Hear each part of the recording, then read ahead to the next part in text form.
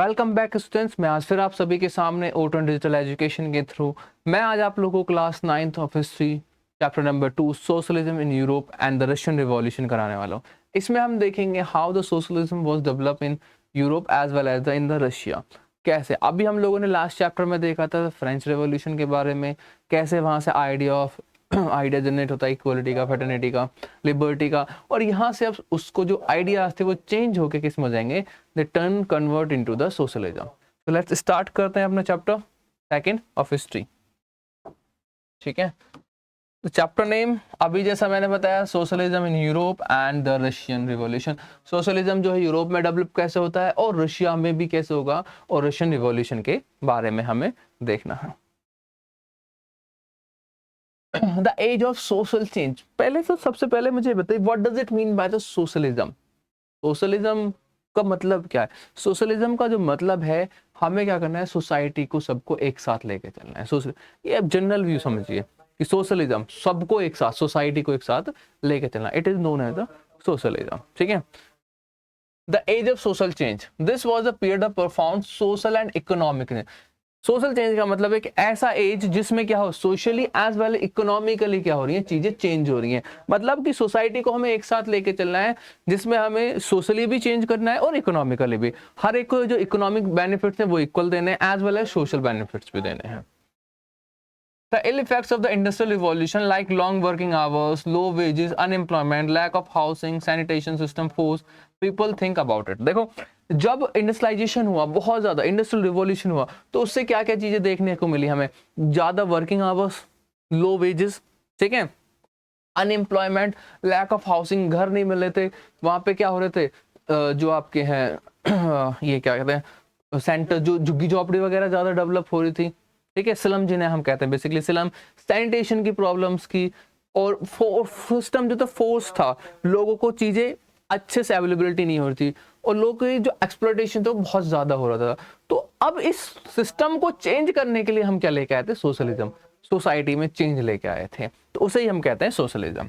The French revolution open up the possibilities of creating a dramatic change in the society. और इससे पहले जो socialism आया, उससे पहले जो फ्रेंच रिवॉल्यूशन था, उसने क्या कर दिया था, इफेक्ट डाल दिया था, चेंज कर दिया था, किसमें, हमारी सोसाइटी में। बहुत बड़ा चेंज लेके आया था फ्रेंच रिवॉल्यूशन, क्योंकि सबसे पहले जो रिवॉल्यूशन होता है फ्रांस में होता है, फिर यूरोप में आएगा, फिर ऑल ओवर द वर्ल्ड जाएगा, कि जब इक्वलिटी की बात करेंगे, ठीक है, फ्रीडम की बात करेंगे, लिबर्टी की बात करेंगे, तो धीरे धीरे धीरे जो चीजें थी वो स्प्रेड होना स्टार्ट हो जाती हैं। In realizing these possibilities, three different ideologies develop। तीन आइडियोलॉजीज डेवलप होती हैं, liberals, radical and the conservative. और ये हम लोगों ने फर्स्ट चैप्टर में भी देखने को मिला था। पहले लिबरल्स थे, दूसरे रेडिकल्स होते हैं, फिर कंजर्वेटिव। लिबरल्स जो धीरे धीरे चेंजेस चाहते हैं, रेडिकल्स जो सिर्फ चेंज चाहेंगे, एंड द कंजर्वेटिव्स जो पुरानी ही चीज़ों को क्या करना चाहेंगे, कंजर्व करना चाहते हैं, कि जो पुरानी सोच के लोग हैं, पुरानी थिंग्स को कंजर्व करना चाहते हैं, कि ठीक है वही चीज़ें हमारे पास कंटिन्यू रहें। लिबरल्स, देखते हैं liberals, who were the liberals, कौन थे? Tolerance of all religion. Liberals उन्हें कहा जाता है जो क्या करते हैं, हर एक रिलीजन को क्या करते हैं, टॉलरेंस रखते हैं, कि ठीक है भाई, ठीक है, आप क्रिश्चियन हैं, आप मुस्लिम्स हैं, आप हिंदूज हैं। इवन दो क्रिश्चियनिटी में भी जो कंजर्वेटिव वो थे, वो थे जो टू पार्ट्स में डिवाइड था, उनको भी उन्होंने क्या किया था, एक्सेप्ट किया था। Oppose the uncontrol power of the king, क्या करते हैं, अपोज करते हैं किसकी, पावर की, उस किसको, जो अनकंट्रोल पावर है, कि मतलब उसने राजा की जो अथॉरिटी नहीं है, इट मींस कि कॉन्स्टिट्यूशनल डेमोक्रेसी नहीं है, ठीक है, कॉन्स्टिट्यूशनल मोनार्की नहीं है, ठीक है, वहां पे जहां पे राजा जो है फ्री है, वो कुछ भी कर सकता है, अनलिमिटेड पावर है, जब चाहे जैसा चाहे जो चीजें कर सकता है, तो उनको भी क्या करना है, अपोज करना था। Support the right of the individual, हर एक के इंडिविजुअल के जो राइट है उन्हें क्या करना था, सपोर्ट करना था। Support a representative elected parliamentary government and independent judiciary, और सपोर्ट करते थे किसको, रिप्रेजेंटेटिव को, इलेक्टेड मेंबर्स, पार्लियामेंट को, गवर्नमेंट को, और इंडिपेंडेंट जुडिशरी को, कि जो तीन पिलर्स हैं हमारे, लेजिस्लेटिव, एग्जीक्यूटिव एंड जुडिशरी, इन तीनों को सपोर्ट करते थे। ये तीनों पिलर हमारे सेपरेट होने चाहिए, इंडिपेंडेंट होने चाहिए। Did not support universal adult franchise right to everyone citizen including women। Support private property, ठीक है। और क्या नहीं सपोर्ट करते थे, यूनिवर्सल एडल्ट फ्रेंचाइजी नहीं करते थे। इट मीन्स कि वुमेन्स को वो क्या नहीं देना चाह रहे थे, राइट्स नहीं देना चाह रहे थे। कैसे राइट, वोटिंग राइट, कि वुमेन्स को राइट्स नहीं देने चाहिए। और प्राइवेट प्रॉपर्टी के कॉन्सेप्ट को भी क्या करते थे, सपोर्ट करते थे। तो दीज वर द लिबरल्स, ये थिंकिंग है लिबरल्स की। मतलब चेंज चाह रहे हैं बट सारे चेंज नहीं, कम चेंज चाह रहे हैं और स्विफ्ट चेंज चाह रहे हैं, धीरे धीरे। ऐसा नहीं है कि एकदम कर दो, धीरे धीरे स्लोली, ठीक है। चलिए, हु वर द रेडिकल, अब देखते हैं रेडिकल्स कौन है, ठीक है। Government based on majority, radicals वो हैं जो गवर्नमेंट किसके बेस पे बनना चाहिए, मेजोरिटी के बेस में, कि we are more in majority, तो ये हमारी गवर्नमेंट होगी। Oppose the privileges given to the land owners and wealthy factory owners, ठीक है। अपोज करेंगे किस चीज का, जो बड़े बड़े लैंड ओनर्स थे प्रिविलेजेस मिले थे उन्हें, वेल्थी फैक्ट्री ओनर्स थे। मतलब बेसिकली उन कॉन्सेप्ट को अपोज करना है जो कॉन्सेप्ट जो है आपके कहीं ना कहीं पीपल की राइट्स को क्या करते हैं, एक्सप्लॉइट करते हैं। Many of them also supported women's suffragette movements। और बहुत इसमें क्या है, अभी हम लोगों ने देखा था लिबरल्स में, they are not supported the liberals but radical supported the किसको, वुमेन्स की। वुमेन्स की भी मूवमेंट्स को क्या करते थे, वो सपोर्ट करते थे। Support private property but dislike concentration of property in the hand of few. और ये प्राइवेट प्रॉपर्टी के कॉन्सेप्ट को सपोर्ट करते थे बट सारी प्रॉपर्टी के जो राइट्स हैं वो किसी एक इंडिविजुअल के हैंड में नहीं जाने चाहिए। हर एक के पास अपने अपने प्रॉपर्टी राइट्स होने चाहिए। ऐसा नहीं है कि किसी एक पर्सन के हाथ में हमने सारे राइट्स दे दिए कि वही देखेगा, वही देख रेख करेगा सारी चीजें। Now we have a conservatives, ठीक है। Liberal oppose liberals and the radicals. Conservatives कौन होते हैं, कंजर्वेटिव्स वो होते हैं जो लिबरल्स और liberals as well as radicals के अपोज होते हैं, कि भाई ठीक है इन दोनों को ही हमें नहीं कहा। कंजर्व मतलब पुरानी सोच जो रखते हैं वो है conservatives. asserted that the past must be repeated। और क्या चाहते हैं कि जो पास्ट है जैसा चल रहा है उन्हीं चीजों को हमें क्या करना है, रिपीट करना है। चेंज शुड बी स्लो, और चेंज कैसा होना चाहिए, जो रेडिकल्स और लिबरल्स चाह रहे हैं उनसे भी स्लो होना चाहिए। ऐसा नहीं है कि जब चाह चेंज कर दे, नहीं, बहुत ही स्लो, और वो भी अपने कंफर्टेबल जोन के अकॉर्डिंग, कि हमें चेंज कराना है तो करिए, अदरवाइज नहीं करेंगे। अब बात आती है सोशलिज्म। अभी हम लोगों ने देखा लिबरल्स देखे, रेडिकल्स देखे and conservative. Now we move toward the socialism. What does it mean by the socialism? Socialism में बेसिकली क्या है, हमें हर एक व्यक्ति, हर एक पर्सन को क्या करना है, इक्वल रखना है, इक्वलिटी लेके आनी है, ठीक है। सोशली हो, इकोनॉमिकली हो, हर एक को इक्वली डिस्ट्रीब्यूट करना। ऐसा नहीं कि किसी के पास ज्यादा है, किसी के पास कम है, ठीक है। चलिए आगे देखते हैं। Socialists were against the private property but had differing ideas on how society without property could be operate। जो सोशलिस्ट थे वो प्राइवेट प्रॉपर्टी का कॉन्सेप्ट नहीं मानते थे, बट फिर भी वो क्या करते थे कि हम एक ऐसी सोसाइटी लेके आएंगे जो क्या है कि प्रॉपर्टी को ऑन करेंगे, गवर्न करेंगे और सब में इक्वली डिस्ट्रीब्यूट करेंगे एंड ऑपरेट करेंगे। Some of the visions of socialist are follows. कौन कौन से हैं जो सोशलिस्ट के विजनर्स थे, उनके विजन क्या क्या थे? Robert oven sought to build a cooperative community। Robert oven का कहना था कि हमें क्या बनाना है, कोऑपरेटिव कम्युनिटी बनानी है जो एक दूसरे का क्या करे, सपोर्ट करे। Louis Blanc he wanted the government to encourage cooperative and replace capitalist enterprises. जो लुइस ब्लैंक थे वो क्या चाह रहे थे कि हमें एक ऐसी गवर्नमेंट बनाए जो कोऑपरेटिव भी हो और रिप्लेस कर दे किसको, कैपिटलिस्ट को। इट मीन्स कि पूंजीवादी लोगों को वो क्या कर दे, रिप्लेस कर दे, और कैसा बनाए कि कोऑपरेटिव बनाए, सबको एक साथ लेके चले, ठीक है। कि मतलब ज्यादा फोकस उसके ऊपर ना हो कि पैसा चाहिए, नहीं, हमें कोऑपरेट करके चीजों को लेके चलना। Karl Marx and Friedrich Engels they argued that the industrial society was capitalist. The capitalists on the capital invest in the factories and the profit of capitalists was produced by the workers।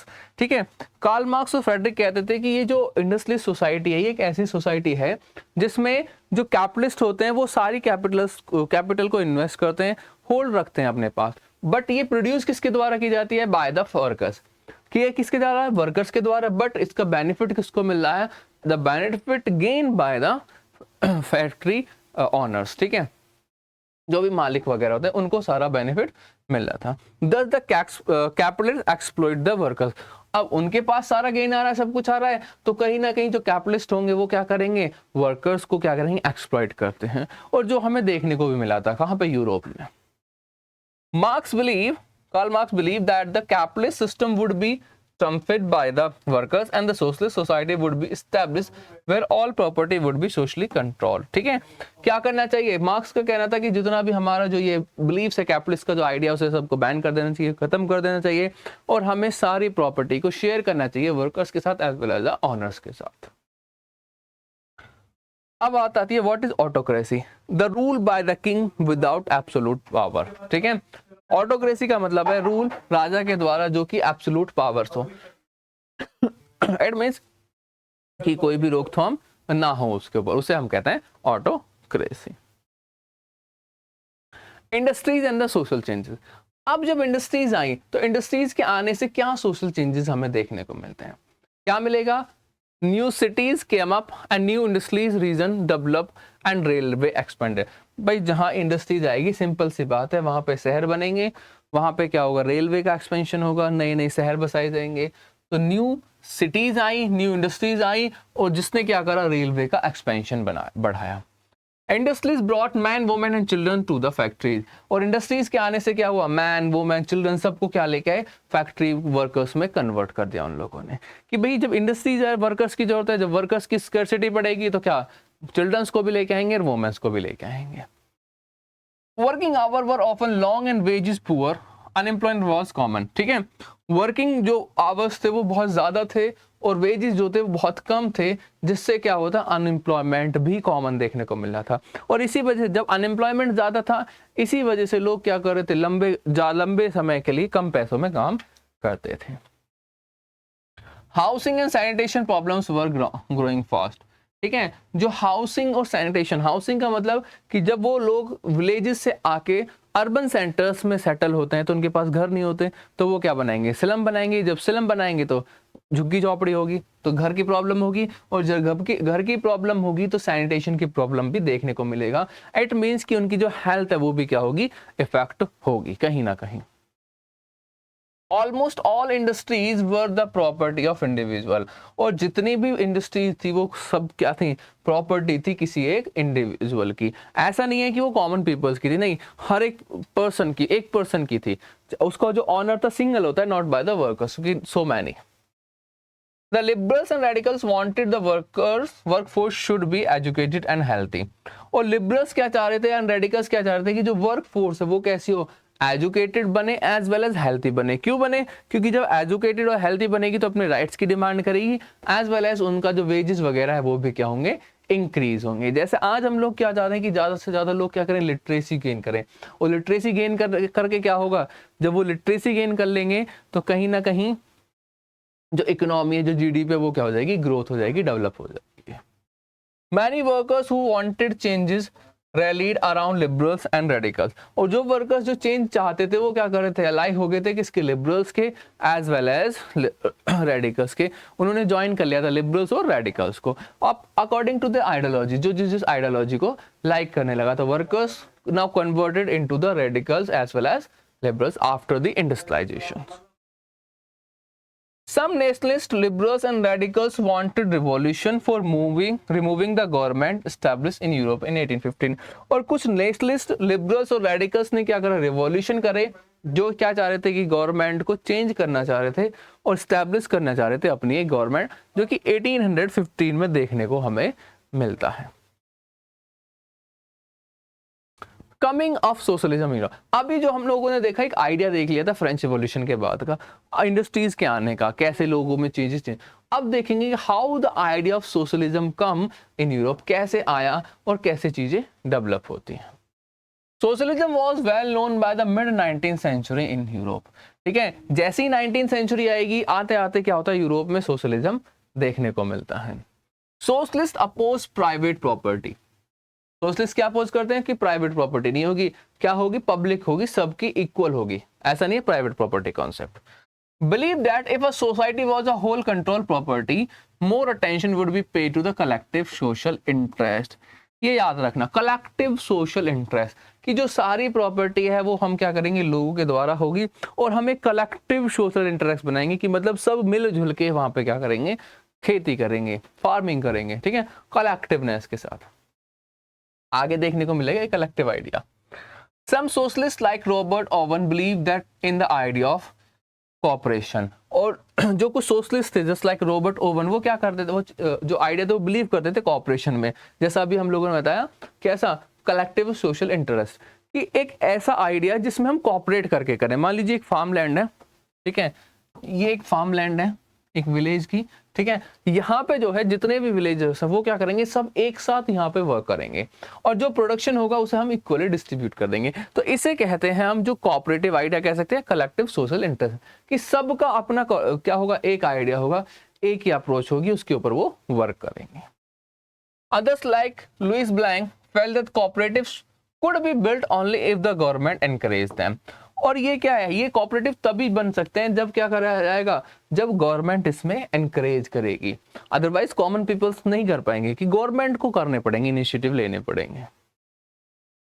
Cooperatives were association of people who produce goods together and divide the profit equally। और cooperative क्या है, एक association बनाएंगे जो एक साथ goods produce करेंगे और फिर उस प्रॉफिट को क्या करेंगे, इक्वली डिवाइड कर देंगे लोगों के बीच में, ताकि लोग क्या कर सकें, उन्हें गेन कर सकें अपने बेनिफिट्स को।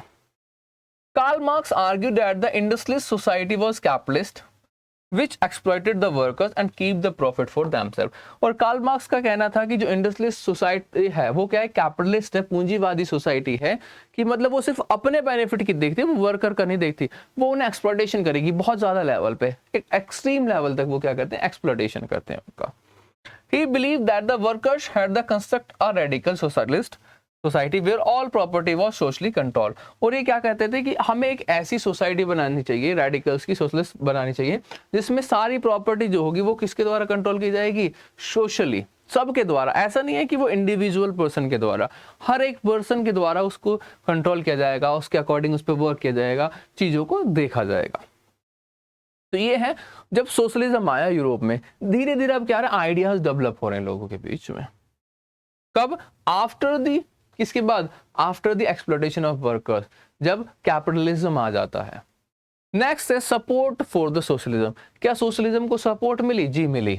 Socialism form an international body named the second international, ठीक है, क्या बनाया गया, एक सोशलिस्ट फॉर्म हुई जिसे क्या कहा जाता है, इंटरनेशनल बॉडी, जिसे क्या कहा गया, सेकंड इंटरनेशनल के नाम से उसे जाना गया। They set up fund for helping members in time of distress and demanded the reduction of working hour and the right to vote। और इन्होंने क्या करा, इन्होंने फंड रेज करे by the helping of members, और ये क्या कर रहे थे, डिमांड कर रहे थे रिडक्शन की, कि जो वर्किंग आवर्स उन्हें क्या कर दिया जाए, रिड्यूस कर दिया जाए, ताकि जो वर्कर्स की जो लाइफ है वो क्या बने, अच्छी बने। In Germany, these associations work with the Socialist Democratic Party and help it in the winning the parliamentary election। और देखो जर्मनी में तो इन लोगों ने क्या कर लिया, इन्होंने इलेक्शन जीत लिया और एक पार्लियामेंट्री इलेक्शन जीत लिया और एक अपनी गवर्नमेंट बना ली, किसकी हेल्प से, with the socialist democratic party. तो ये क्या है था कि अब लोग क्या कर रहे थे, यूरोप में भी क्या कर रहे थे, सपोर्ट करते थे द आइडिया ऑफ सोशलिज्म, कि how we were emerge as a socialism. In 1905, socialists and trade unionists form a Labour Party in Britain and Socialist Party in the France। अब देखो 1905 में Socialist and Trade Union form a Labour Party in Britain and the Socialist Party in France। मतलब अब ऐसा नहीं है कि वो नेशंस भी जो पहले एक बिग पावर्स थे वहां पे भी क्या हो रही हैं, जो सोशलिज्म का जो आइडिया है वो डेवलप हो रहा है लोगों के बीच में। जब आइडिया डेवलप होगा तभी वहां पे पार्टीज का क्या हो रहा है, फॉर्मेशन देखने वाला। जस्ट लाइक फ्रांस हो गया, ब्रिटेन हो गया, बड़े बड़े राज्य, बड़े बड़े शहर, ठीक है, बड़े बड़े कंट्री, वहां पे क्या है, चीजें डेवलप हो रही हैं, लोगों की मेंटालिटी चेंज हो रही है, लोगों के थॉट चेंज हो रहे हैं, लोगों के आइडियाज चेंज हो रहे हैं। Socialism however could not preceded the influence of the radicals, liberals and conservative. और सोशलिज्म के ऊपर जो थे उसके ऊपर किसका आइडिया नहीं था, इन्फ्लुएंस नहीं था, ना ही लिबरल्स का था, ना ही रेडिकल्स का था, और ना ही कंजर्वेटिव। इन तीनों से वो फ्री थे, इन तीनों के आइडियाज से वो बिल्कुल डिफरेंट थे।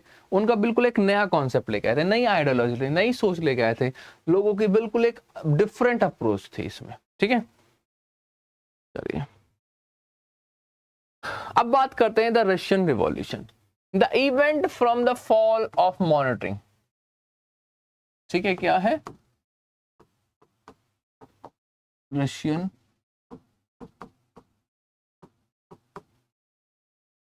रिवॉल्यूशन। ठीक है, the event from the fall of monarchy in February 1917 to the socialist capture the power in Russia in October 1917 are called the Russian revolution. क्या होता है रशियन रिवॉल्यूशन में? जब 1917 में एक इवेंट आता है, मोनार्की सिस्टम को डाउनफॉल किया जाता है और सोशलिस्ट के द्वारा उसे क्या कैप्चर कर ली जाती है पावर को अक्टूबर 1917 में, हम उसे कहते हैं द रशियन रिवॉल्यूशन। ठीक है, फिर से सुनिए, रशियन रिवॉल्यूशन उसे कहा गया है जब मोनार्की सिस्टम को ओवरथ्रोन कर दिया गया और वहां पे सोशलिस्ट पार्टी ने अपना क्या कर लिया, कंट्रोल कर लिया। अब रशियन एम्पायर इन 1914 देखते कि इवेंट्स कैसे थी, क्यों चेंजेस आए, क्या करें। 1914 tsar Nicholas two ruled in Russia. Tsar Nicholas two जो थे वो क्या करते थे, रूल कर रहे थे रशिया के ऊपर। यहाँ पे मैंने जार बोला, टी वॉज द साइलेंट, याद रखना टी क्या है, यहाँ पे एक साइलेंट है, इसलिए से कहा गया जार निकोलस सेकेंड, जो रूल कर रहा था किसके ऊपर, रशिया के ऊपर in 1914। The Russian empire include current day Finland, Lithuania, Estonia, part of Poland, Ukraine, Belarus, Central Asia state, Georgia, Armenia, Azerbaijan and the territory of outside of Moscow. ये वो स्टेट्स हैं जो आज प्रेजेंट डे में अलग हो चुके हैं किससे, रशिया से, लेकिन ये पार्ट थे किसके, रशियन एम्पायर के। इट मींस कि the Russian empire was the largest empire of that time. सबसे बड़ा एम्पायर जो था वो रशियन एम्पायर था। The majority religion was the Russian orthodox Christianity, और जो मेजॉरिटी थी वहां वो कैसी थी, ऑर्थोडॉक्स क्रिश्चियनिटी की थी। ठीक है, कंजर्वेटिव्स की थी, मतलब पुरानी सोच, रूढ़िवादी सोच वाले जो थे। इकोनॉमी एंड द सोसाइटी, कैसी इकोनॉमी थी, कैसी सोसाइटी थी। About 85% of Russian population participated agriculture. 85% जो पॉपुलेशन है वो किसके ऊपर डिपेंड होती थी, एग्रीकल्चर के ऊपर। Cultivators produce for both market and their own needs, industries were few in number. और जो कल्टिवेटर्स जो थे वो प्रोड्यूस जो कर रहे थे वो किसके लिए, अपने लिए भी एज वेल एज मार्केट के लिए प्रोड्यूस कर रहे थे, और इंडस्ट्रीज बहुत कम थी। इंडस्ट्रीज क्या थी, बहुत ही कम थी। Saint Petersburg and Moscow were the prominent industrial area. दो एरिया बता रखे, मॉस्को और सेंट पीटर्सबर्ग, जो शहर हैं, जो रशिया के दो शहर थे जहां पे इंडस्ट्रियल एरियाज थे, जहां पे इंडस्ट्रीज का डेवलपमेंट हो रखा था, लेकिन ज्यादा नहीं था। 1819 many factories were set up when the Russian railway network was extended. Foreign investment industries increased. 1819 में इंडस्ट्रीज का सेटअप हुआ, बहुत सारी इंडस्ट्रीज लगाई गई। कब, जब रेलवे नेटवर्क क्या गया, एक्सपेंड हुआ। क्यों, रेलवे नेटवर्क एक्सपेंड होने के पीछे इंडस्ट्रीज का डेवलपमेंट क्यों है, इसलिए माना जाता है क्योंकि वहां पे क्या होगा, जब रेलवे डेवलपमेंट होगा तो जो माल होता है, जो रॉ मटेरियल होता है या फिनिशिंग गुड्स होते हैं, फाइनल गुड्स होते हैं, उन्हें एक जगह से दूसरी जगह हम इजीली ट्रांसपोर्ट कर सकते हैं। Coal production double and iron and steel output quadruple. और जो कोल का जो प्रोडक्शन था वो क्या हो गया, डबल हो गया। आयरन और स्टील जो थे वो भी क्वार्टरली इंक्रीज होने लगे। मतलब कहीं ना कहीं फैक्ट्रीज आने से जो प्रोडक्शन हुआ था वो रशिया का जो है वो इंक्रीज हुआ था। Government supervise large factories for ensuring minimum wages and limited hours of work. और गवर्नमेंट सुपरवाइज करती थी जो बड़ी बड़ी फैक्ट्रीज थी, उन्हें मिनिमम वेजेस और लिमिटेड आवर्स ऑफ वर्क। मतलब कि ऐसा ना हो कि ज्यादा मिनिमम वेजेस मिल रहे तो वर्कर्स जो आवर्स ऑफ वर्किंग है वो ज्यादा हो, लेकिन वो यहाँ पे क्या रेगुलेट कर रहे हैं कि भैया अगर आप क्या कर रहे हैं, मिनिमम वेजेस हैं तो वर्किंग आवर भी क्या होंगे, आपके लिमिटेड होंगे। ऐसा नहीं है कि आप उनसे ज्यादा देर तक वर्क कराएंगे। The working hour for the craft unit and small workshop was 15 hours and that of the factory 10 to 12 hours. ऐसे वर्क जहाँ पे क्या हल्का काम होता है, जैसे क्राफ्ट का हो गया, स्मॉल वर्कशॉप, वहाँ पे 15 घंटे चल जाएगा। लेकिन जो फैक्ट्री वहाँ पे 10 से 12 घंटे काम होगा। लेकिन फिर भी अगर हम देखें आज प्रेजेंट डे के अकॉर्डिंग तो ये बहुत ही ज़्यादा है भाई। आज जो हमारे फैक्ट्री जॉब वगैरह हैं उनके अकॉर्डिंग तो ये 15 घंटे 12 घंटे बहुत ज़्यादा है। सिर्फ 8 घंटे की ही जॉब होती है। 8 घंटे से ज़्यादा जॉब आप प्रेजेंट डे में नहीं देखने को मिलती है। ऑर्गेनाइज सेक्टर में, अनऑर्गेनाइज में मिल जाएगी, बट फिर भी यहाँ पे हमें क्या है, ये फिर भी ज़्यादा है। Women made up 31% of factory labour force by 1914। और जो 31% ऑफ जो वुमेन्स थी वो क्या थी, जो फैक्ट्री की जो थी वो लेबर जो थी वो वुमेन थी। But they were paid between half and 3/4 of man wages. भाई वुमेन को वर्क कराया जा रहा है लेकिन फिर भी उन्हें क्या करा था, या तो आधा या 1/3 ही क्या मिलेगा, वेजेस मिलेगा as compare to the man. ये तो कहीं ना कहीं हमें जो इनइक्वालिटी है आज भी देखने को मिलता है कि जो वुमेन्स के जो वेजेस होते हैं वो थोड़े कम होते हैं as compare to the man. But आज कम होते हैं, इतने ज्यादा कम नहीं होते जितने यहाँ पे बताया जा रहा है कि या तो आधे होंगे या फिर 1/3 होंगे। तो यहाँ पे तो बहुत ज्यादा क्या होता है, इनइक्वालिटी, डिस्पैरिटीज आ रही थी लोगों के बीच में। Worker associations were form for helping members in time of financial hardship of unemployment. ठीक है, वर्कर्स की एसोसिएशन बनाई गई, वो क्या कर रही थी कि जो मेंबर्स हैं उन्हें फाइनेंशियल हार्डशिप आएगी, अनएम्प्लॉयमेंट आएगी तो उसमें हेल्प करेंगे कि भाई ठीक है आपको काम नहीं मिल रहा तो हम काम दिलाएंगे, हम चीजें सेटल करेंगे। 1896-97 workers strike in textile industry, 1902 workers strike in metal industry. अब देखो लोगों का एक्सप्लॉयटेशन होगा तो वर्कर्स क्या करेंगे, स्ट्राइक करेंगे। और ये हमें दो स्ट्राइक देखने को मिली है, एक तो 1896, 97 और 1902, एक टेक्सटाइल इंडस्ट्री में और दूसरी मेटल इंडस्ट्री में। भाई ये तो हमें सिंपल सी बात है पता था, जब उनका एक्सप्लॉयटेशन होगा तो क्या होगा, रिवॉल्ट तो करेंगे, बेचारे परेशान हो गए तो वो सिंपल सी बात है रिवॉल्ट करेंगे ही। The crown and the orthodox church on large properties, जो राजा थे और जो चर्च थी वो ज्यादातर प्रॉपर्टीज को ऑन करते थे। The peasant dislike the nobility, nobles got their power and position through their service to the tsar. ठीक है, और जो क्राउन और ऑर्थोडॉक्स जो चर्च थे उनके पास ज्यादा प्रॉपर्टी थी और नोबल्स जो थे उन्हें लोग ज्यादा पसंद नहीं करते थे। क्यों? क्योंकि उसने क्या करा था, जो नोबल्स थे वो कैसे पोजीशन को होल्ड कर रहे थे, जार को सर्विसेज प्रोवाइड करके। अब किस तरह की सर्विस प्रोवाइड करा रहे हैं, यहाँ पे वो टैक्स वगैरह एक्सट्रीम एक्सप्लॉयटेशन कर रहे हैं, वो बेनिफिट कर रहे हैं स्टेट का, बट क्या कर रहे हैं, एक्सप्लॉयटेशन कर रहे हैं किसका, फार्मर्स का एंड वर्कर्स का। In 1905, the Russia peasants wanted the land of nobles to be given them. They refused to pay the rent and also murdered the landlords. 1905 और 205 में क्या पीजेंट्स ने क्या कर दिया, नोबल्स को कि अब हम आपको क्या पे नहीं कर पाएंगे, और उन्होंने लैंडलॉर्ड्स जो होते थे, जो जमींदार वगैरह होते थे, उनका भी क्या कर दिया, मर्डर करना। क्यों? क्योंकि भाई परेशान हो गए हैं लोग। रिवॉल्ट क्यों करते हैं, रिवॉल्यूशन क्यों करते हैं, जब वो परेशान हो जाते हैं। कहीं उठा लो, फ्रेंच रिवॉल्यूशन में देखा हम लोगों ने, आप लोगों ने 8th क्लास में मॉडर्न इंडिया में भी देखा होगा, जब दक्कन रिवॉल्ट हुआ था वहां पे भी इसलिए हुआ, और सेम अब यहाँ पे देखने को मिल रहा है। क्यों? भाई परेशान हो गए, कैसे करें, कहाँ तक करें आप लोग के लिए, अब नहीं है हमारे बस की, अब तो हम क्या करेंगे, आपको मारेंगे और अपना आपको फ्री करेंगे। Peasants in Russia pooled their land together periodically and their commune meal was divided according to the needs of individual families। ठीक है, और जो peasants थे वो periodically क्या करते हैं, लैंड को एक दूसरे के साथ कल्टिवेट करते थे, हेल्प करते थे, ताकि जो प्रोडक्शन हो जाए वो डिस्ट्रीब्यूट हो जाए कि और किसी के पास ऐसा ना हो कि ज्यादा मिले और फिर उसे दूसरे को कम मिले। तो ये चीजें जो हो रही थी, सोसाइटी चल रही थी रशिया की। अब बात करते हैं सोशलिज्म इन रशिया। जब सोशलिज्म आया रशिया में तो कैसे आया और कैसे चीजें डेवलप हुई। Before 1914 all political parties were illegal in Russia. ठीक है, 1914 से पहले कोई भी पॉलिटिकल पार्टी अगर आप बनाओगे तो वो क्या होगी, इलीगल होगी। कहां पर? रशिया में।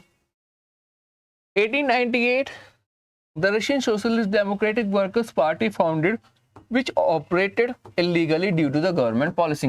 क्योंकि हमने देखा 1914 से पहले क्या था, सब कुछ इलीगल था। तो जब इलीगल है तो बच्चों दिख रहा है कि भैया पार्टी किस तरीके से रन करेगी, इलीगल वे से। जैसे इंडिया में आप लोगों ने देखा था कि जब वो आ गया था, सेंसरशिप आ गई थी प्रेस के ऊपर, तो लोग क्या कर रहे थे, तहखाने में, तहखाना मतलब कारखाने वगैरह में, जब बेसमेंट वगैरह में क्या कर रहे थे, प्रिंट कर रहे थे चीजों को, और वहां पे नीचे नाम आता था प्रिंट का, तो उस प्रिंट का नाम नहीं लिखते थे प्रेस का। क्यों? क्योंकि अगर लिख दिया तो पकड़े जाएंगे। तो इसलिए लोगों को क्या करे, चीजों को चेंज कर रहे थे। तो यहाँ पे भी इलीगल तरीके से गवर्नमेंट की जो पार्टी बनाई गई, और कौन सी, the Russian social democratic workers party. ठीक है, कब बनाई गई? 1898 में। क्यों बनाई गई? क्योंकि गवर्नमेंट की जो इलीगल पॉलिसीज है वो इसलिए जो है इलीगल तरीके से ऑपरेट कर रहे थे। It set up a newspaper mobilising workers and organising strike. और ये क्या करने लगे, इसने न्यूज़पेपर बनाई, प्रिंट करे, वर्कर्स को अपने साथ लिया, और क्या करा, ऑर्गेनाइज करे स्ट्राइक्स। स्ट्राइक ऑर्गेनाइज करने से क्या होता कि भाई गवर्नमेंट के ऊपर क्या पड़ेगा, इफेक्ट पड़ेगा, लोग क्या होंगे, इससे कनेक्ट होंगे। 1900 active socialist in the country side form the socialist revolutionary party. अब देखो पहले ये बनाई गई है, अब दूसरी 1900 में बना ली गई है, ठीक है, 2 साल बाद ही दूसरी पार्टी बनाई गई जिसे क्या कहा गया, सोशलिस्ट रिवोल्यूशनरी पार्टी। ठीक है, अब पार्टीज का फॉर्मेशन स्टार्ट हो जाएगा और जब पार्टीज का फॉर्मेशन स्टार्ट होगा तभी वो 1914 में जाते जाते क्या करेंगे, अपने आप को एक सेपरेट उसको जार को जो मोनार्की सिस्टम से हटाएंगे और एक सेपरेट गवर्नमेंट सेटअप करेंगे जैसे सोशलिस्ट गवर्नमेंट कहा जाएगा। The party demanded for peasant right and transfer of land from nobles to the peasant. और पार्टी ने क्या करना स्टार्ट कर दिया, डिमांड करना स्टार्ट कर दिया पीजेंट्स के राइट्स का और ट्रांसफर करना स्टार्ट कर दिया लैंड का from nobles to the peasants. ठीक है, कि भैया अब हम क्या करेंगे कि पीजेंट्स के राइट दीजिए, ठीक है, एज वेल एज लैंड्स का जो है ट्रांसफर करिए किसको, पीजेंट्स को, ना कि नोबल्स को, जो नोबल्स उसका बेनिफिट उठा रहे हैं। Vladimir Lenin led the Bolshevik group and believed that in a repressive society, the party should be disciplined and should be control number and equal of the members। ठीक है, Vladimir Lenin और Bolshevik का जो groups थे उनका belief मानना ये था कि हमें जो सोसाइटी, जो रिप्रेसिव सोसाइटी इसमें हमें डिसिप्लिन लेके आना है, कंट्रोल करके लाना है ताकि क्वालिटी ऑफ जो मेंबर्स है वो इम्प्रूव हो और इक्वालिटी जो है लोगों में डेवलप हो। The other socialist group the name the Menshevik advocate enter for all the party। ठीक है, for all in the party। और अदर जो ग्रुप्स थे, अलग जो पार्टीज बनाई जैसे मेंशेविक आई, उन्होंने भी क्या करा कि ठीक है अब हम क्या करेंगे, पार्टी में लोगों का कंट्रोल लेके आएंगे। ठीक है, तो आज के लिए बच्चों इतना ही है, बाकी अपना जो चैप्टर है हम नेक्स्ट पार्ट में